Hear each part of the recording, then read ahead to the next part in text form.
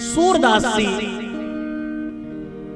एक दिन एक भक्त के यहाँ भजन गाने गए और बहुत देर हो गई, रात बीत गई। धीरे धीरे सारे भक्त सो गए। एक दिन महाराज सूरदास जी ने सोचा कि अब इनको क्या परेशान करें, क्योंकि साहब संत तो संत होते हैं, वो अपने माध्यम से किसी को कष्ट नहीं देना चाहते। तो सूरदास जी ने सोचा कि क्या जगाएं इनको।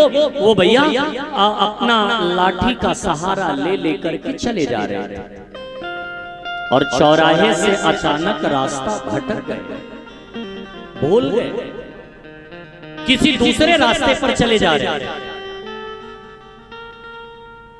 जैसे थोड़ी दूर गए तो भैया 2-4 कदम ही आगे बढ़ाते कि सूरदास जी एक खाई में, एक कुएं में गिर जाते। इतने में अचानक एक छोटा सा बच्चा आवाज लगाते हुए बोल पड़ा, बाबा आगे खाई है, गिर जाओगे। सूरदास जी ने अपना कदम रोक दिया। सूरदास जी बोल पड़े, बेटा मुझे लगता है मैं अपना रास्ता भटक गया, मुझे मेरी कुटिया तक छोड़ दोगे क्या? छोटे से बच्चे ने कहा, हाँ बाबा क्यों नहीं, जरूर आपको आपकी कुटिया तक छोड़ दूंगा। अरे जिधर आप रहते हैं उधर उसी तरफ मैं भी रहता हूं। सूरदास जी ने कहा कि लेकिन बेटा हमने तुम्हें कभी देखा नहीं, ये तुम्हारी आवाज पहली बार सुन रहा हूं। उस छोटे से बच्चे ने कहा, हाँ बाबा लेकिन आप जहां जहां भजन गाते हैं मैं पहली वाली पंक्ति में बैठ करके आपका भजन सुनता हूं, मुझे आपके भजन बहुत अच्छे लगते हैं। बोले अच्छा बेटा तुम्हारा नाम क्या है? बोले बाबा अभी तो मेरा नामकरण नहीं हुआ, मेरे माँ बाप ने मेरा नाम नहीं रखा, लेकिन हाँ आप मुझे प्यार से गोपाल कह सकते हो। सूरदास जी ने कहा ठीक है बेटा गोपाल, तो तुम मुझे मेरी कुटिया तक छोड़ दोगे? बोले हाँ। लाठी का एक सिरा पकड़ा दिया सूरदास जी को, सूरदास जी ने गोपाल को, और दूसरा सिरा स्वयं पकड़ लिया। आगे आगे लाठी पकड़े गोपाल चले जा रहे थे, पीछे पीछे सूरदास जी चले जा रहे थे। बातों ही बातों में सूरदास जी उनको उलझाते जाते, सूरदास जी उनसे पूछते जाते, बेटा कहाँ रहते हो, क्या करते हो, क्या नाम है? बातों ही बातों में सूरदास जी समझ गए कि ये कोई और नहीं है, ये मेरा नन्हा सा गोपाल ही। सूरदास जी अपनी चालाकी दिखाते हुए लाठी का एक एक सिरा, एक एक कोर धीरे धीरे पकड़ते जाते, आगे हाथ बढ़ाते जाते। जैसे सूरदास जी का हाथ छोटे से बच्चे गोपाल के हाथ तक पहुंचा,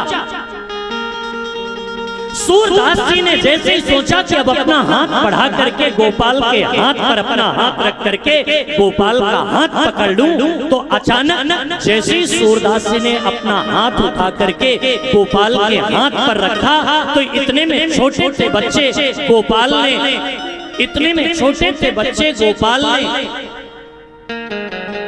सूरदास जी से अपना हाथ छुड़ाते हुए कहा, बाबा आपकी कुटिया। जैसे इतना बोले तो सूरदास जी की आंखों में आंसू आ गए। ऐसा माना जाता है कि सूर की आंखों में कभी आंसू नहीं आते, लेकिन ऐसे पहली बार घटना घटी कि सूरदास जी रो पड़े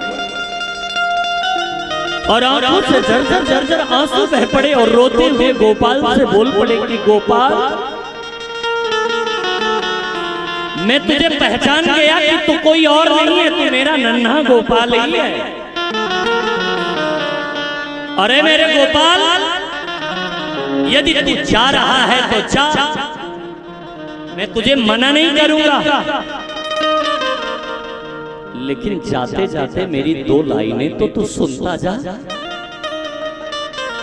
गोपाल ने कहा, कहिए बाबा क्या कहना चाहते हैं। महाराज आंखों से झरझर झरझर आंसू बहाते हुए गोपाल के सामने सूरदास जी रोते हुए बोल पड़े कि बाह छुड़ाए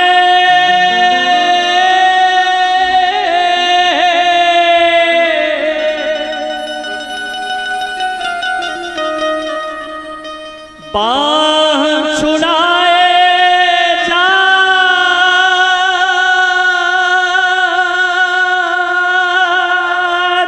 हो, निर्बल जानी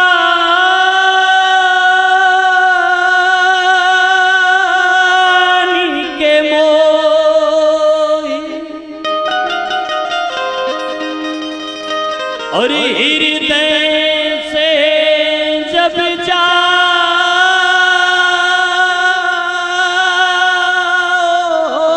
तो मर्द बखानू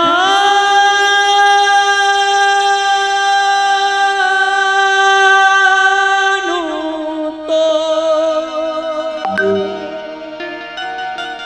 बाह छुड़ाए जाती हो। ए गोपाल, निर्मल आज तू मुझे निर्बल जान करके, असहाय जान करके, मुझे दीन जान करके अपना हाथ छुड़ा करके मुझसे तो दूर जा रहा है। लेकिन कह कन्हैया, मैं भी तुझसे कहना चाहता हूँ, मर्द तो तुझे मैं उस दिन मानूंगा जिस दिन तू मेरे हृदय से जाएगा। कृष्ण भी अपने आंखों के आंसू न रोक सके साहब। कन्हैया की आंखों से भी झरझर झरझर आंसू बह पड़ा और रोते रोते कृष्ण बोल पड़े कि बाबा, जिस दिन आप जैसे भक्तों के हृदय से मैं चला जाऊंगा तो मुझे ठिकाना कहाँ मिलेगा, मैं रहूंगा कहाँ। सूरदास जी बोले, तो पकड़ते क्यों नहीं मेरा बाप, मेरा हाथ थामते क्यों नहीं हो।